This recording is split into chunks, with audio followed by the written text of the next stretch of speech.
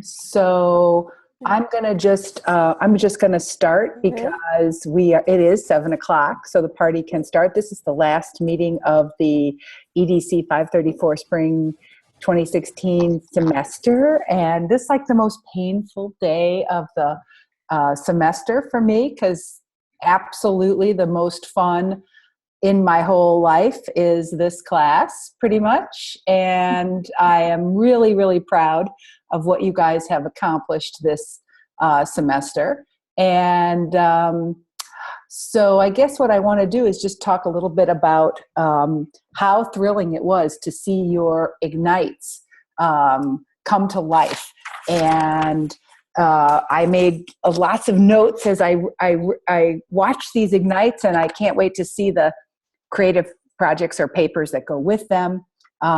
Diane Watt has a really cool research proposal on engaging teacher educators in making videos as a means to address issues of multiculturalism and diversity. Alex is looking carefully at the DIY.org in the classroom and the whole badging thing, and thinking about aligning the DIY.org to the Common Core State Standards and the sort of curriculum objectives. Tiffany, you did a really cool close analysis of the work of Ann Barnhart and Tracy Dan in the Summer Institute, helping us understand better how teachers make sense of that collaborative part of the Summer Institute, and maybe offering us some recommendations or advice on how we can improve the Summer Institute based on what you discovered from that case study. Zoe did a really interesting research looking at the 5-hour video production initiative, and especially at the role of questions and questioning during the pre-production, production, and post-production process. Interesting distinctions between how many questions and what kind of questions students ask and what kind of questions teachers ask. Tracy, you aligned digital literacy to Erickson's developmental stages, inviting us to take a metaphorical plane trip as we thought about the different competencies and skills needed across the lifespan. And you help us get over our fear of flying. And when the evening is over, of course, we will say bye-bye. Bye-bye. So just marvelous work. Max did a really interesting piece looking at strategic risk-taking by marginalized groups, and the question of whether or how the curriculum of youth media may support kids' autonomy and voice. And that's about as far as I got in looking these over. But I was really, really impressed.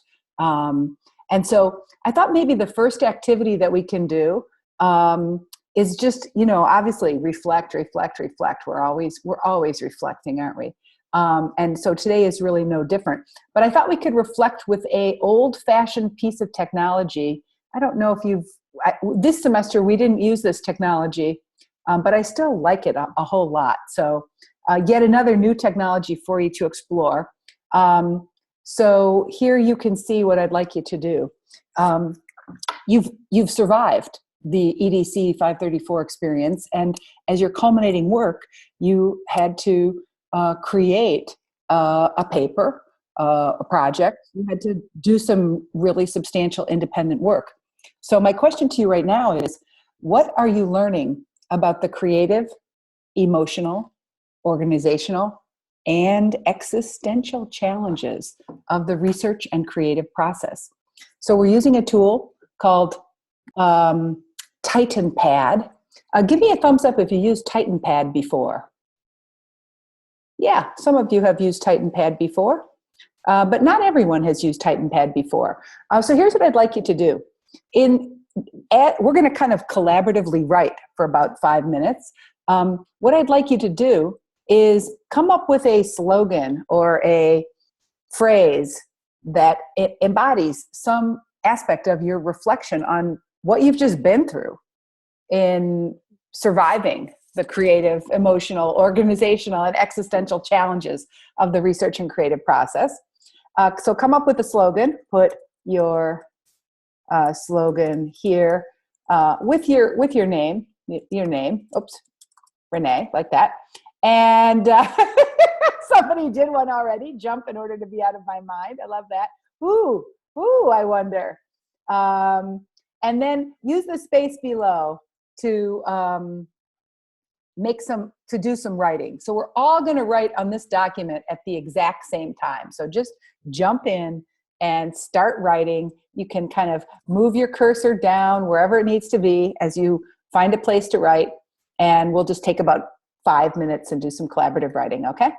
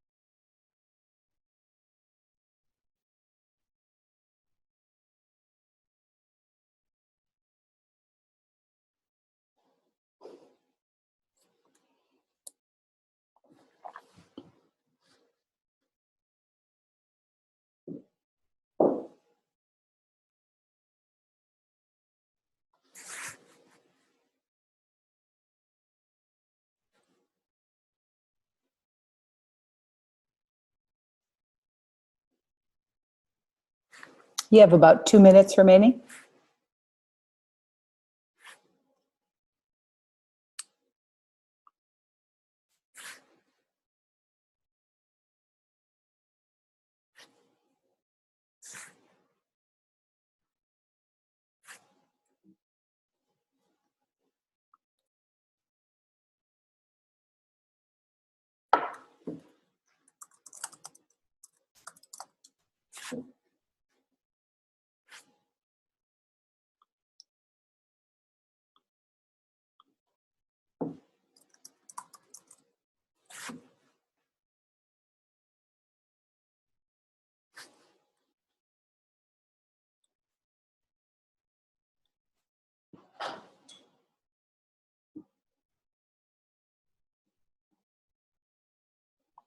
If you're finished, you can read some of the interesting insights shared by other members of our creative team.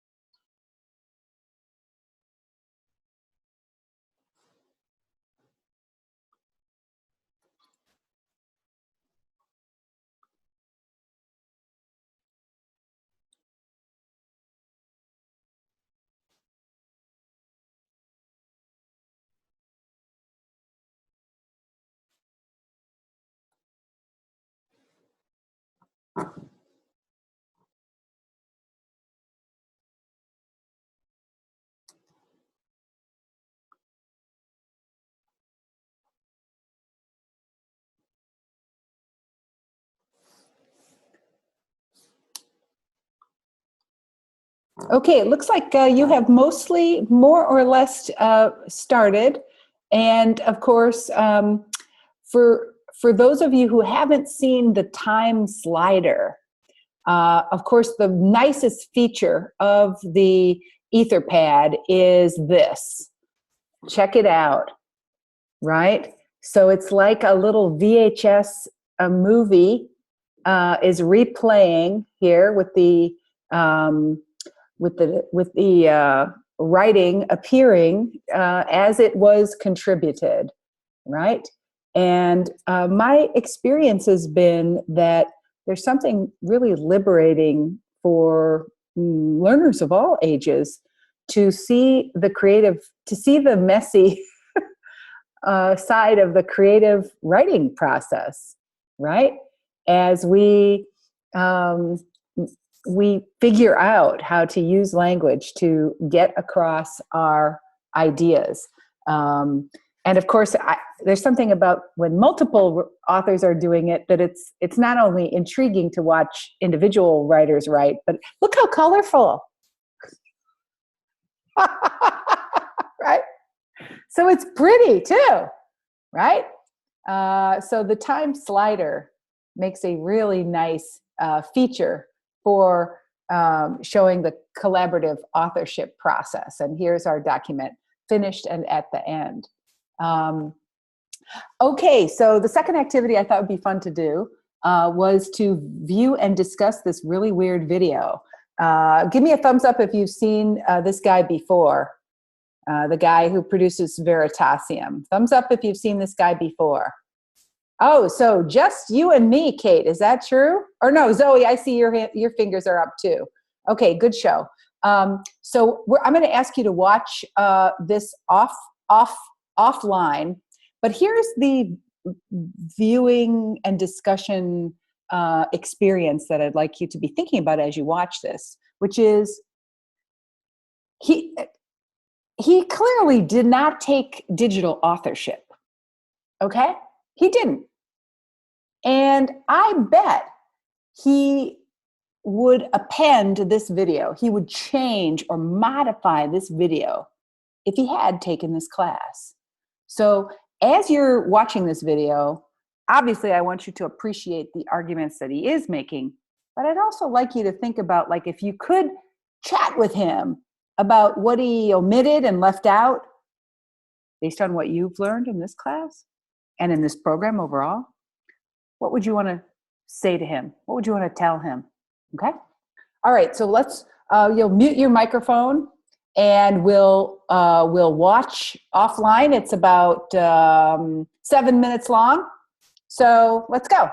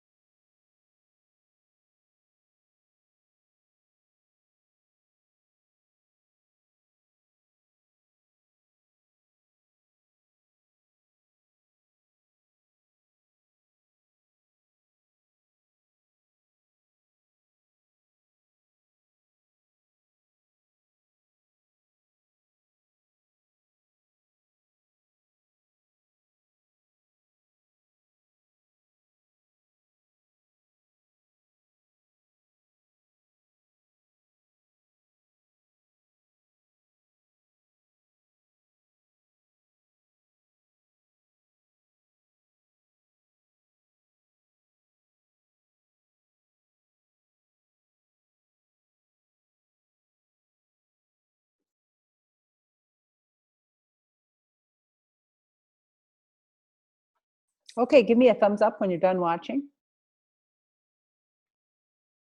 All right, so let's try talking back to our friend Derek. Derek, he's a cool guy and all. We really like him. He's got a lot of things right, but you know, you guys have something on Derek, from what I can see. You learned something that Derek doesn't seem to know. What do you want to tell him? What should he consider? Add or modify to his awesome video? I'll go. There are a couple of things that sort of bugged me. I like a lot of what he talks about. I like the understanding that technology doesn't replace the teacher. I think is a really good, strong message to send out there. But some of the things that he was talking about, particularly about studies that say, well, there's no real difference between teaching students with a video or teaching students in a lecture or teaching when you're testing mass quantities of students, that may be the case. But when I'm sitting in front of a classroom of 20 kids, I have some that learn better from the video and some that learn better from writing about it and some that learn better from listening to me talk about it or some that learn better from drawing it out. You can't throw any of those things out. It's still important to each of the kids because you've really got to look at the students that are in front of you instead of how the teacher is teaching. And then he didn't do I like the idea that YouTube is sort of revolutionary, but he is only talking about that from the point of view of the teacher. He's not talking about any of the using it to reflect. He's not talking about using it to create. He's not talking about using it for anything except still the sort of conveying of knowledge out. Wow. Okay, that's a good start. Anybody want to add to or elaborate on those points? I'll add on to Tracy. I think with all his media examples or transformative examples, they're all basically the same premise, though, relying on a transmission model. So it's not transforming the learning in any way, and it's not looking at the type of Web 2.0 technologies now that allow for just more excitement towards learning and authorship and collaboration. It's, do you replace a video on VHS with a video on YouTube? Why would there be a big change there? Same with a radio from watching a TV and et cetera, and books and all. So he definitely seems to think that the medium is not the message, but it's not looking at that whole picture. Nice. Yeah, and he's definitely got a transmission paradigm going on. Anybody else want to comment? What would you say to based on your experience in this program and in this class? Derek Muller, he's a cool guy and everything, but he didn't learn what you learned. So what do you want him to know? How could he modify or fix this video? Zoe. I think that most of it was talking about was very interesting, and I agree. To think about the learning process and the thinking, the thinking process when you're learning. But he didn't really mention, or I don't remember that he mentioned or focused on the culture that kids right now growing up with, and the the development and the transformation of the culture. And also, he talks about how the teacher's role of inspiring and guiding students, but didn't really mention about how teacher structure their teaching strategies to get students involved. So I think that's two really great points about the not centering or even acknowledging the culture of the learner and not thinking about the instructional strategies as a creative process in itself. Nice, thanks for sharing. Anybody else want to talk back to Derek Muller?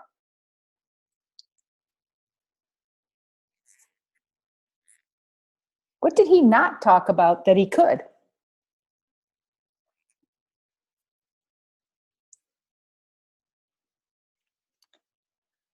Oh, Alex says, I have something. Yes. Go, take it away, Alex.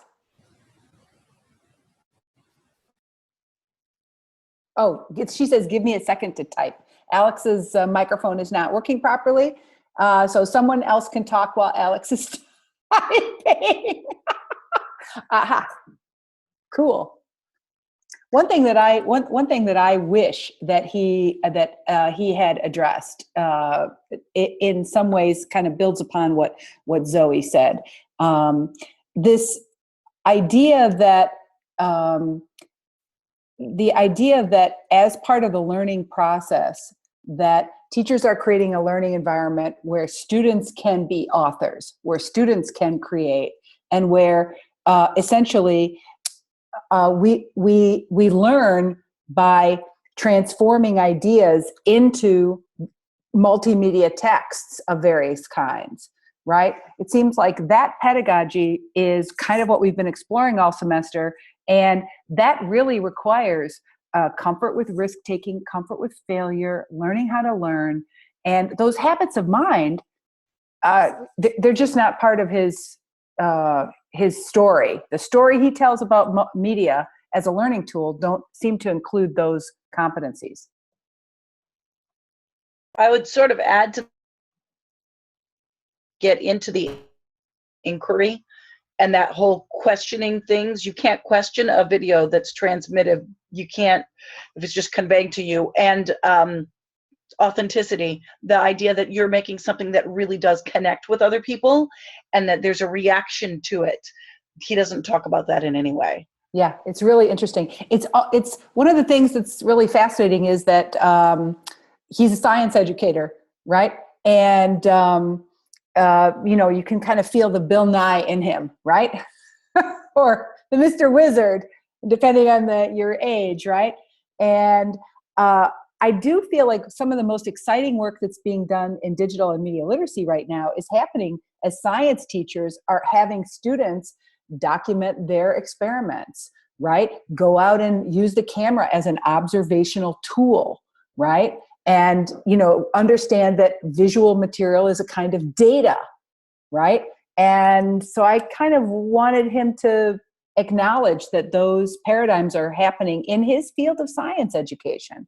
But I think his vision for his own work is built on the Bill Nye thing.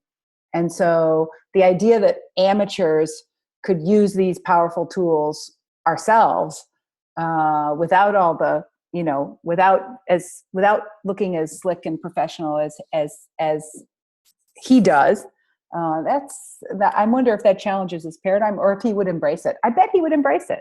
Anyway.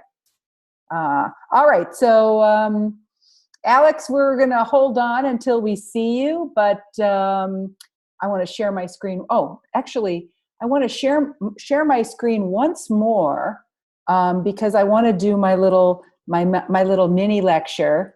And here it is. I want to do my little mini lecture on what I think I was trying to get across in this semester. So these slides are up online there for you to follow along if you want. I tried to collapse it into, there were 12 weeks there, so I figured let's try for 12 sentences, right? So the course was divided into 3 sections, and in the first section we were dealing with the intersection of creativity, literacy, and learning.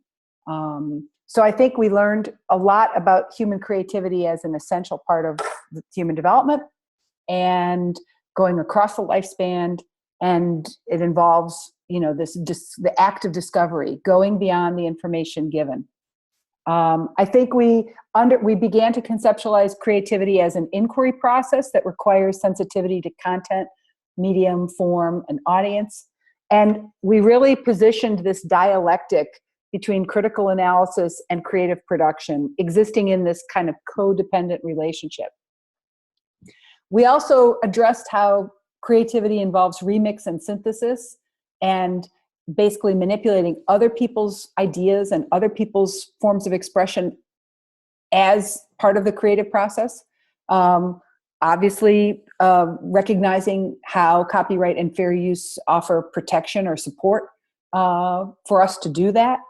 And then this ethical triangle, right? That when we use digital media as creators and consumers, we are implicated in this ethical relationship as we think about ourselves as authors, our audiences, and the subjects or topics, the things that we represent.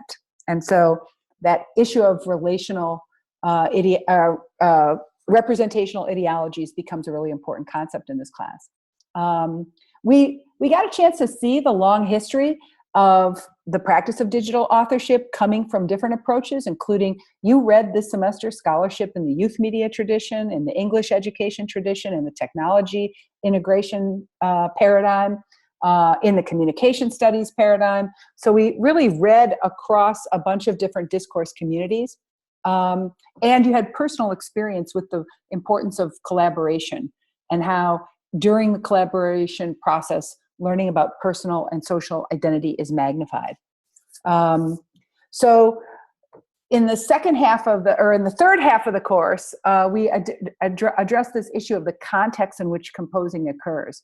And we really struggled with this dialectic between process and product, thinking about how to assess the work that students author. And the audience problem that Levine wrote about, we wondered, does it matter whether the works that learners create are comprehensible or not? And then we tackled this question of power, the power relationships between learners and teachers, and the power relationships that exist among learners.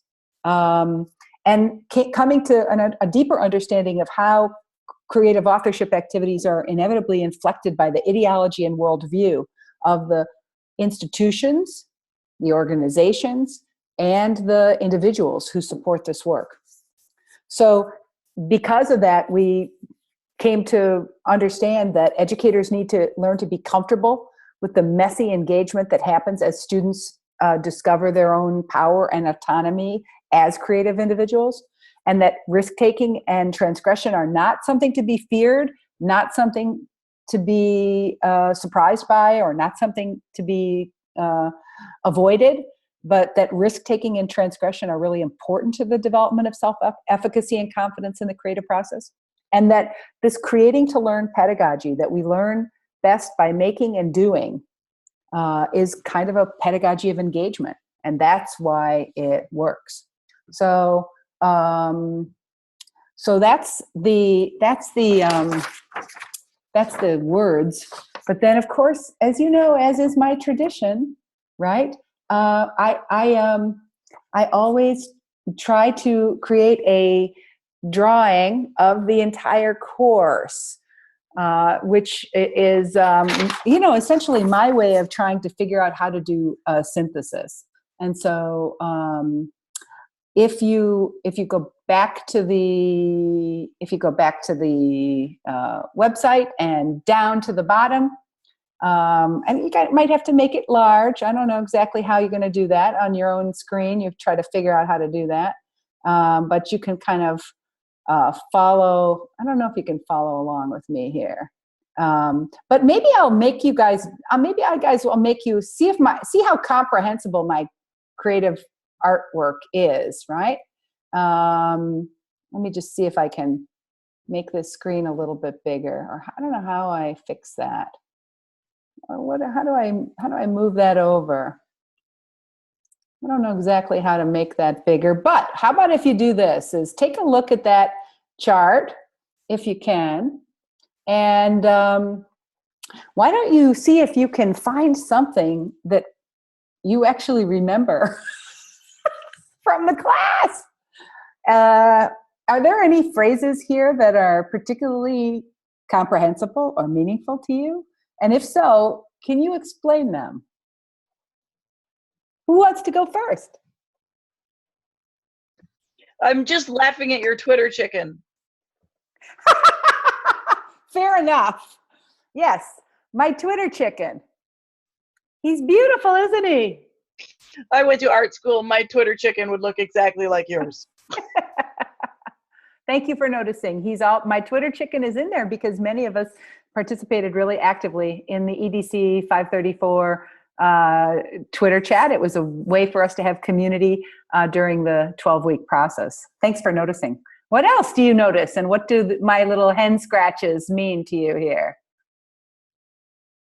One thing that I noticed is I'm kind of following your like railroads, I guess, out from the heart in the center, and the same railroad that has creativity, literacy, and learning is still along with the transgression, messy engagement, and then on the other side, there's amplifying ordinary voices, where kind of the end train station is that act of discovery for that individual student. So I really enjoy that. I think that's very comprehensive for something that I got out of this course. Whoa. Thank you for noticing that issue of directionality there, right? Yeah, maybe they're all pointing toward that.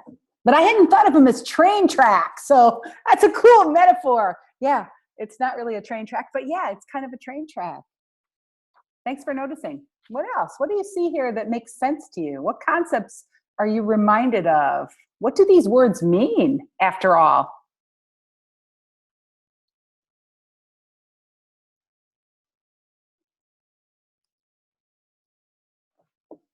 I'm immediately drawn to the audience problem and power issues kind of quadrant. I don't know, that those couple of weeks really stuck with me for some reason. Just the idea of just being cautious of who you're writing to and wanting to be honest with your work, but wanting to be cautious about who's going to be reading it and making sure that your students are aware of that conflict and that issue. Yeah, nice. Thanks for sharing.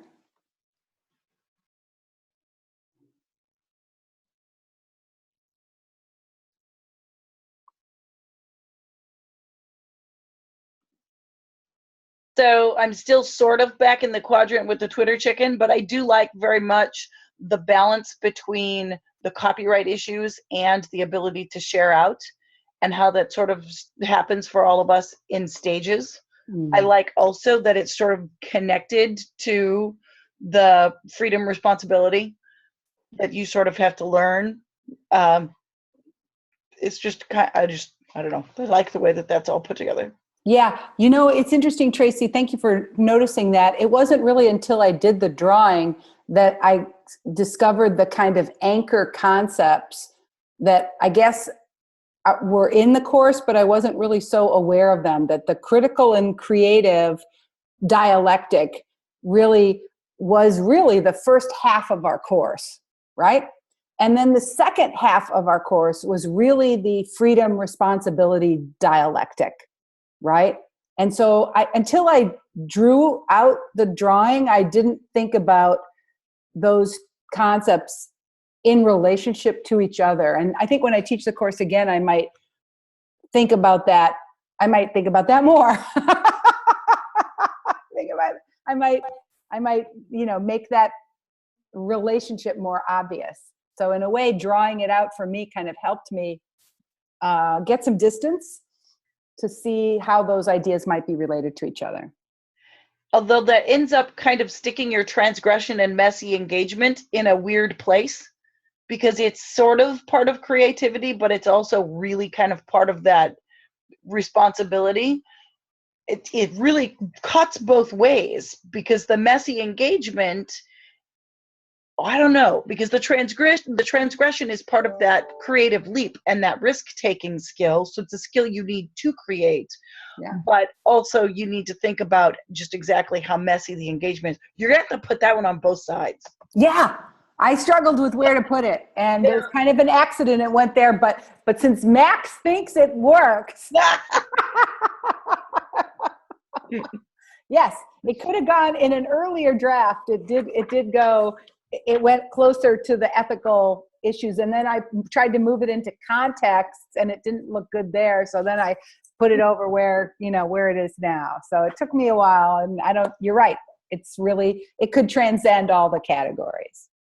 Yeah. All right. Any other reflections on my picture? I guess everybody is different in the way we all learn in different ways, don't we? But for me, the opportunity to synthesize often works at a graphic level. And I think probably that reflects why I'm so enamored of Scott McCloud and understanding comics, is because I feel like for me, synthesis is a really visual act, right? And ideas swirl around, words swirl around, but somehow, pictures help me anchor ideas and like get some critical distance from them. So it's a really great practice a practice of reflection that I've been doing for years and years. I didn't used to save them when I was young. I feel really mad about them, but I didn't used to save them. But now with the advent of take a photo, I can save them and like look at how they change over time, which is also kind of helpful to my practice. So, all right. So there's one last thing I want to talk with you about, and that is, okay, so what's next, right? Some of you are coming back to the Summer Institute. And of course, we were really, really pleased to be able to award the Leadership in Digital Literacy Award to Max, as well as Reggie Green from Florida. But I did want to call your attention to the May events that are going to be happening in our community. So down here, we'll be having some Zoom hangouts all month of May. So if you're a glutton for punishment, please join us. Yanti's going to be talking about media production as conflict management. Haley Dunn, my PhD student in psychology, she's doing a really cool research project right now looking at kids making memes as part of a unit on substance abuse and social health prevention. And then Frank Baker, the legendary Frank Baker, the great librarian of media literacy. He and I are going to do a great books for media literacy for every level. So we're going to pull off our bookshelves all the books that the 3 to 5 year olds can read to learn about media literacy, the 7 to 10 year olds can read, the 11 to 15 year olds, and the young adults. So we're going to be sharing all kinds of cool books that we think should be on every parent and every teacher's bookshelf for teaching about media literacy. So hopefully you'll join us for that. And then I do invite you to come to my end of year celebration. This might be a little difficult for you, Max, right? But we can channel you in. You can Skype in, right? We can have a drink metaphorically in anticipation of your arrival in July. But if you're able to stop into my end of year celebration on Friday, May 20th, I would love to have you join us. You can bring a guest, and it should be a good time will be had by all, right? So, okay, so we have survived digital authorship, a really interesting course. I do believe, is it true or not true? Give me a thumbs up if you have received some kind of, I'm not sure, is it an email? Have you received an email from somebody at URI saying, click here to evaluate the course? Give me a thumbs up if you've gotten that email. No, not everyone. Okay. So I'm going to try to figure that out, why some of you have gotten it, but some of you have not. Max, I invite you to go back and look at your spam folder. Okay? Because that may be what happened. And then I'm going to forward your name. And who else? Alex And Zoe. Right? Okay, so Max, Alex, and Zoe, I'm going to forward your emails to the guy and say, please resend so that you can complete the evaluation, because that'll help me improve the class for the next time. Okay, so Alex, I see your group chat here. I see your chat is here. So do me a favor, you guys, open up the chat. Alex is responding to our friend Derek Muller. And she writes, I was annoyed when he said that student learning is sometimes blocked by a child's capacity to visualize, imagine, etc. What if a student can't visualize because they don't know how? What if they can't analyze the video they're watching because they've never been taught to? What if they can't ask questions that are deeper than surface level because they've only ever existed in schools at a cognitive level of memorization and other surface level skills? Maybe someone isn't able to be creative because they've never had the opportunity to do so. I don't know how relevant this is to class, but I also think it's more important to consider that student learning may be influenced by more than just their own lives, their schools. And what if their learning is affected deeply by the fact that they don't have access to lights or a quiet place to study or at the home? Instead of blaming students for what they can't do, I think it's important to help scaffold them to achieving something. I'd like to give a little round of applause to that. I think that's a very, very nice sentiment to end on. Thanks so much for sharing. All right, so in our true last day of class fashion, we will follow on from Tracy Dan's marvelous ending. Tracy, will you start us off with a round of bye-byes? Can you tell I was a flight attendant for 3 years? I can tell you were a flight attendant for 3 years. Bye-bye. Bye-bye. Bye-bye. Bye-bye. Thank you for joining us for digital authorship, for Clarissa and Stephanie and Kristen. We missed you here tonight, but we're with you in spirit. Take a little bit of time and take a look at all the great work that your peers produced for this class. Their final papers and projects are awesome. And if you want to read some of their work or look at some of their work and tweet out a marvelous, warm feedback, that would be awesome. You guys are going to be getting a lot of feedback from me in the next 2 weeks, so let me know if you have any questions or concerns. Thanks for a great semester. All right, see you this summer. Bye-bye. Bye-bye. Bye-bye.